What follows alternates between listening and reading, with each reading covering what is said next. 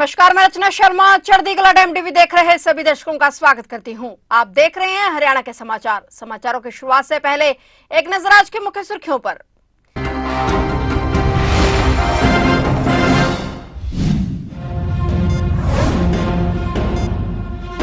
हरियाणा नगर निगम चुनाव में बीजेपी का बजा डंका। सीएम नायब सैनी ने विजेताओं से की मुलाकात। हरियाणा नगर निगम चुनाव में कांग्रेस का सुपड़ा साफ।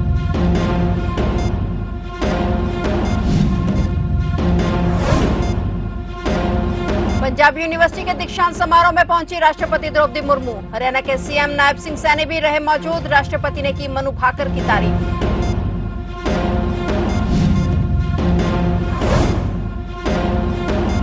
हरियाणा विधानसभा के बजट सत्र का आज चौथा दिन। सत्र के दौरान विधायकों ने किया खूब हंगामा। कांग्रेस के विधायकों ने सदन से किया वॉकआउट।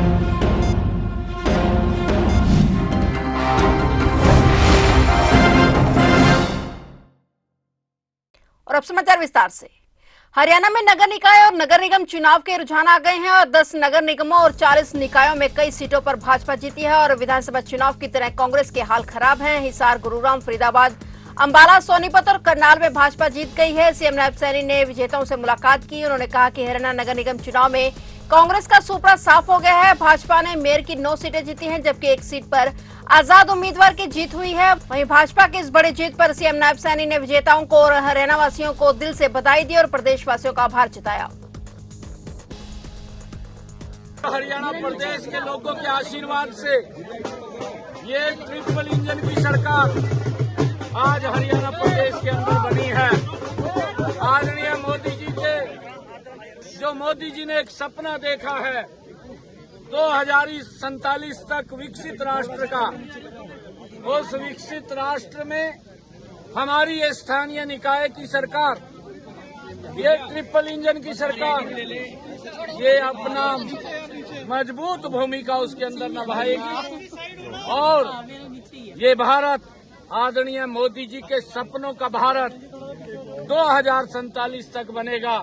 चंडीगढ़ के पंजाब विश्वविद्यालय में हुए 72वें दीक्षांत समारोह में आज राष्ट्रपति द्रौपदी मुर्मू ने शिरकत की। समारोह में 810 विद्यार्थियों को डिग्री मिली और इनमें 146 पुरुष और 664 महिलाएं शामिल रहीं। वहीं गायिका जसपिंदर नरूला को पीयू, कलाकार रतन और ओलंपियन मनु भाकर को खेल रत्न दिया गया। वहीं दीक्षांत समारोह में पंजाब के मुख्यमंत्री के साथ हरियाणा के मुख्यमंत्री नायब सिंह सैनी भी मौजूद रहे। इस मौके पर राष्ट्रपति द्रौपदी मुर्मू ने अपने संबोधन में ओलंपियन मनु भाकर की तारीफ की। उन्होंने कहा कि मनु ने देश का नाम रोशन किया है। राष्ट्रपति ने उपाधियां प्राप्त करने वाले सभी विद्यार्थियों को बधाई दी। मुर्मू ने कहा कि यह खुशी की बात है कि अब लड़कियां भी लड़कों की तरह हर शिक्षा स्ट्रीम में डिग्री हासिल कर रही हैं। इससे पहले राष्ट्रपति ने कल बठिंडा में छात्रों को डिग्रियां वितरित की थी। देवी और स्वजन, मुझे आज पंजाब यूनिवर्सिटी के दीक्षांत समारोह में आप सबके बीच आकर प्रसन्नता हो रही है। मैं उपाधियां प्राप्त करने वाली सभी विद्यार्थियों को बहुत बहुत बधाई देती हूं।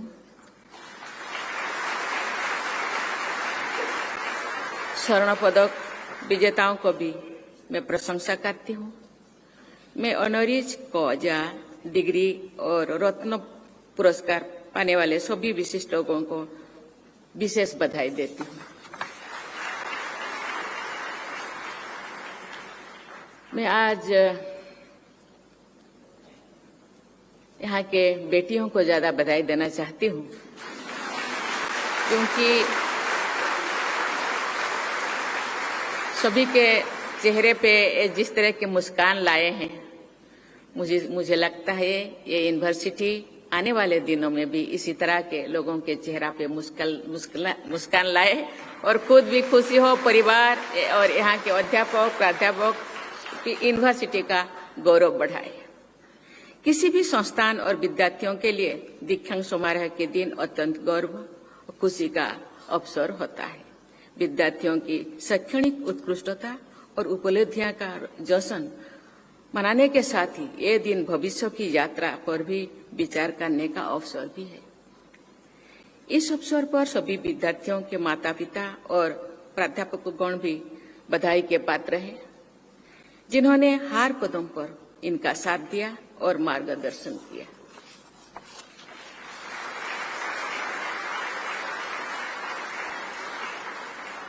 हम सब देखते हैं कि इस यूनिवर्सिटी में बढ़ने वाले विद्यार्थियों में लड़कों और लड़कियों की संख्या लगभग बराबर है, लेकिन यूनिवर्सिटी के टॉपर्स में 80% से भी अधिक लड़कियां हैं।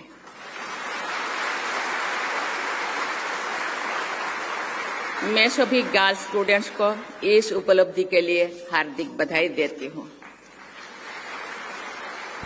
हरियाणा विधानसभा के बजट सत्र के चौथे दिन खूब हंगामा हुआ। कल भाजपा मंत्री और विधायक के बीच जुहुई बहस और अमर्यादित शब्दों के इस्तेमाल के मुद्दे को आज कांग्रेस द्वारा उठाए जाने पर जमकर हंगामा हुआ, जिसके बाद कांग्रेस के विधायकों ने सदन से वॉकआउट कर दिया। कांग्रेस विधायक इंदुराज नरवाल ने कहा कि बड़े दुर्भाग्य की बात है कि सदन में भाजपा विधायक ही भाजपा मंत्री पर भ्रष्टाचार के गंभीर आरोप लगा रहा है, लेकिन इसे गंभीरता के साथ नहीं लिया जा रहा। नरवाल ने कहा कि इन आरोपों की जांच होनी चाहिए और मंत्री पर कार्रवाई होनी चाहिए।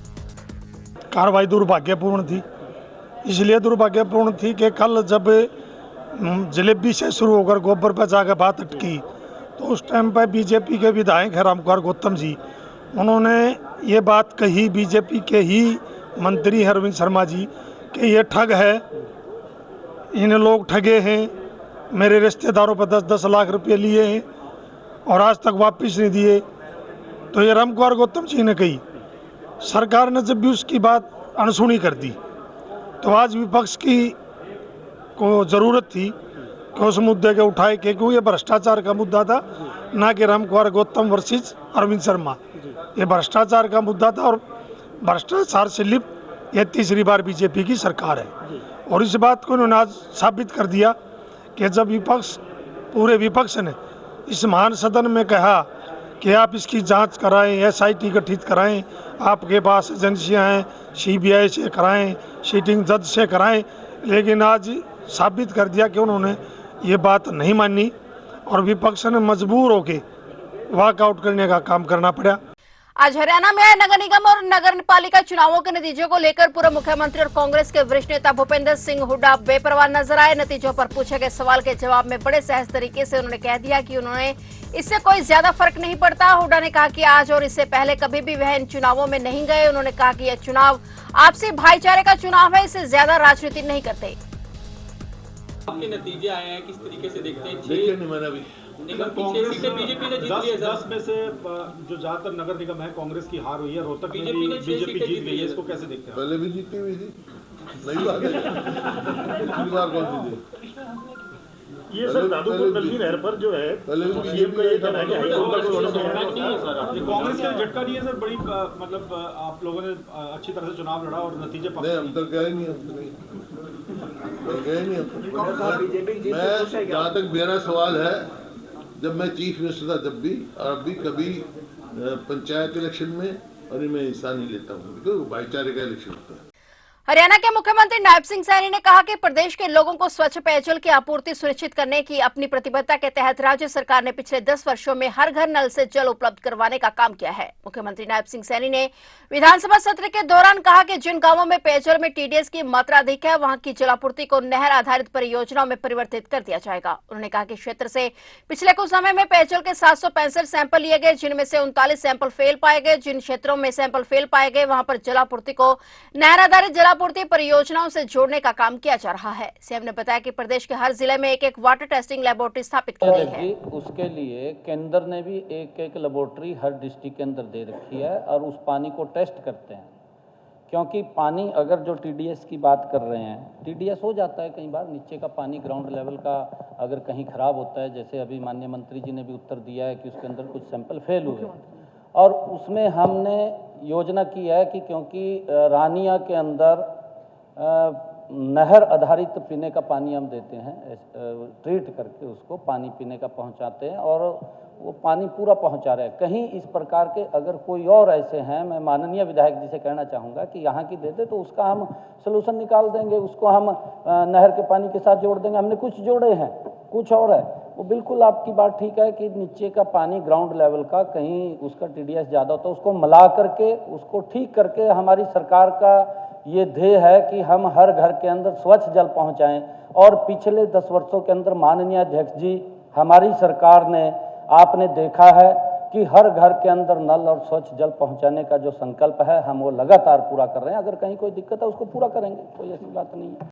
हरियाणा के कैबिनेट मंत्री अनिल विज का चुनावी परिणाम को लेकर बड़ा बयान आया है। विज बोले कि उन्होंने जो काम अंबाला छावनी की जनता के लिए किए हैं, आज उसका परिणाम उन्हें जनता ने दे दिया है। दरअसल अंबाला कैंट में 32 में से 25 वार्ड पर भाजपा कैंडिडेट विजयी हुए हैं और चेयरमैन पद पर भी भाजपा कैंडिडेट ने जीत हासिल की है। वहीं विज ने विपक्ष पर तंज कसते हुए कहा कि विपक्ष तो पूरी तरह से खत्म हो चुका है। इसके साथ ही विज ने अंबाला शहर में हुए मेयर उपचुनाव में भाजपा की जीत को लेकर भी कहा कि आज भाजपा हर जगह विजय हो रही है। ये सब प्रधानमंत्री नरेंद्र मोदी की नीतियों का परिणाम है। अंबाला छावनी नगर परिषद चुनाव में 32 में से 25 सीटें और भारी बहुमत से प्रधान सीट पर जीत कराकर अंबाला छावनी की जनता ने, जो मैं दिन रात जान लगाकर अंबाला का विकास कर रहा हूं, आज अंबाला छावनी की जनता ने मुझे इसका इनाम दे दिया। और पिछले जो चुनाव था, जो विधानसभा का चुनाव हुआ था, उसमें हालांकि कुछ गद्दारों ने षड्यंत्र रचा था, लेकिन उसके बावजूद 7वीं बार यहां से जिताकर एक उदाहरण पेश किया है। नगर परिषद पर बहुमत से भारतीय जनता पार्टी जीती है। और जैसा मैंने चुनाव से पहले कहा था कि मैं और ये जीते हुए पार्षद और जो हार भी गए हैं, हम उनका भी सहयोग देंगे। हम सब मिलकर अंबाला छावनी को विकास की बुलंदियों पर पहुंचाएंगे। विपक्षी पार्टियां सभी, चाहे उसमें हुड्डा है चाहे उसमें कोई और है, लोगों के सामने इनका चेहरा आ गया और लोगों ने इसको नकार दिया है। और लोगों ने नरेंद्र मोदी जी की जो विकास करने की राजनीति है, उसके ऊपर फिर एक बार अपनी सहमति की मोहर लगाई। हरियाणा राज्य तकनीकी सलाहकार समिति की चेयरमैन सुमिता मिश्रा ने राजस्व एवं सिंचाई विभाग को निर्देश देते हुए कहा कि वह 15 अप्रैल तक संयुक्त बाढ़ प्रबंधन एवं सूचना प्रणाली तैयार करने का प्रस्ताव भेजे, ताकि हरियाणा राज्य को बाढ़ मुक्त प्रदेश बनाया जा सके। उन्होंने कहा कि 22 मार्च को पंचकुला में जल शक्ति अभियान की शुरुआत की जाएगी। हरियाणा राज्य तकनीकी सलाहकार समिति की चेयरमैन सुमिता मिश्रा ने चंडीगढ़ में समिति की 54वीं बैठक की अध्यक्षता की। उन्होंने अधिकारियों को निर्देश दिए कि ऐसे कार्य जो अधूरे पड़े हैं उन्हें इस वर्ष में पूरा करने के लिए आवश्यक बजट और संबंधित प्रस्ताव शीघ्र भेजे। इसके साथ ही बाढ़ सुरक्षा हेतु अगले 3 वर्षों में जो कार्य पूरे किए जाने हैं उसका विवरण भी तुरंत भेजे।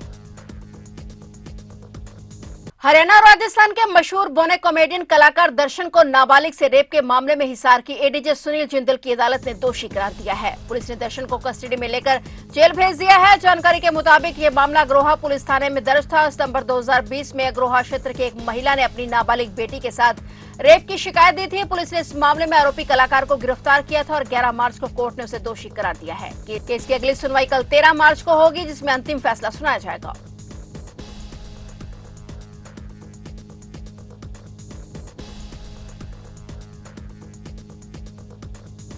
दुनिया भर के शहरों में एयर क्वालिटी पर नजर रखने वाली संस्था AQI एयर की तरफ से साल 2024 में दुनिया के प्रदूषित शहरों की सूची जारी की गई है। इस सूची में सबसे ज्यादा प्रदूषण फैलाने वाले शहरों में टॉप 10 में हरियाणा के 2 शहर हैं, जिनमें फरीदाबाद और गुरुग्राम शामिल हैं। बता दें कि पूरे विश्व में प्रदूषण फैलाने वाले शहरों में फरीदाबाद 5वें स्थान पर है और वहीं गुरुग्राम को 10वां स्थान दिया गया है। पुराने आंकड़ों में भी फरीदाबाद लगातार भारत के प्रदूषित शहरों में शामिल रहा है। 20 सबसे प्रदूषित शहरों में भारत के 13 शहर शामिल हैं। इनमें फरीदाबाद, दिल्ली, गुरुग्राम, लोनी, नोएडा, ग्रेटर नोएडा, भिवाड़ी और मुजफ्फरनगर जैसे शहर प्रदूषण की समस्या से परेशान हैं। वहीं इस मामले में असम का बर्निहाट शहर पहले नंबर पर है। वहीं इसको लेकर हरियाणा राज्य प्रदूषण नियंत्रण बोर्ड के क्षेत्रीय अधिकारी ने बताया कि औद्योगिक उत्सर्जन पर प्रतिबंध लगाने और कचरा प्रबंधन सहित कई उपाय किए गए हैं। हालांकि सर्दियों के मौसम के दौरान प्रदूषण का स्तर बढ़ जाता है, जिसके चलते धुंध की समस्या बनी रहती है। जीरकपुर की रहने वाली 23 वर्षीय मिताली का शव बनूड़ के गांव पेहर में खेतों के नजदीक नाले में तिरपाल से लिपटा हुआ मिला है। मिताली के परिजनों ने शाम को जीरकपुर थाने का घेराव कर पुलिस के खिलाफ जमकर नारेबाजी की। परिजनों का आरोप है कि 7 मार्च को उनकी बेटी को कार सवार 4 युवक अगवा करके ले गए थे, जिस संबंधी उन्होंने 8 मार्च को जीरकपुर थाने में शिकायत दी थी, लेकिन पुलिस ने कोई कार्रवाई नहीं की। परिवार वालों ने मृतक के आरोपितों सहित थाने में तैनात एसआई अशोक कुमार खिलाफ कार्रवाई की मांग को लेकर रोष प्रदर्शन किया। मिताली जीरकपुर की बादल कॉलोनी में रहती थी और पंचकूला के एक निजी कंपनी में काम करती थी। थाने के एसएचओ जशकमल शेखों ने परिजनों को आश्वासन दिया है कि दोषियों के खिलाफ सख्त कार्रवाई की जाएगी। पुलिस सूत्रों से मिली जानकारी के मुताबिक मामले में एफआईआर दर्ज कर आरोपियों की तलाश की जा रही है। वहाँ से मैं खुद इन्होंने कहा भी कोई बात नहीं पूरी वो करूँगा, मेरी बाण जिया सवेरे मैंने फोन करा खुद एक जो उन्होंने रात को नंबर दिया फोन करा 10 बजे आ जाइए। मैं 10 बजे लड़की ठहर रखी 10 बजे तक क्या पता बचा ना बचा। मैं चलो कोई बात नहीं, मैं फिर भी अपने तौर पर मैंने कहा 10 बजे पहले मैं खुद काम कर लूँ। मैंने जो भी छानबीन करी मैंने एक पता लगा भी राज नाम की लड़की गाड़ी थी, बनूड़ का रहने वाला, सुल्तान भी बनूड़ का रहने वाला, 4 लड़के थे सारा का। यहाँ एक एसआई अशोक कुमार उसको सारी बात बताई जो इसको कार्रवाई को जिसके बाद दरखास्त थी। आगे तो मेरे साथ बदतमीजी से बोलिया कुछ नहीं। फिर चलो मैं इधर उधर फिरता रहा, मैं मतलब कि आवारा की तरह जिस तरह वो किसी ने कोई सुना नहीं करी। मैंने फिर अपने अधिकारी किसी ने फ़ोन करा, सच साहब पर भी फ़ोन करवाया, फिर भी जगह मुझसे गया वहाँ मैंने एक मुलाजिम दे दो, मैं खुद कर लूँगा, मैं खुद जानूँगा। मैंने सारा डाटा निकाल रखा था, मैं सारा काम खुद करता फिर पर मैं कल्ला कहाँ जो सपोर्ट नहीं मिली किसी की, मैं कल्ला कहाँ मरता, मेरी छोरी मरती इतना। तो आप देख रहे थे हरियाणा के समाचार और नए समाचारों के साथ फिर से हाजिर होंगे। तब तक के लिए देखते रहिए चढ़ती कला टाइम टीवी।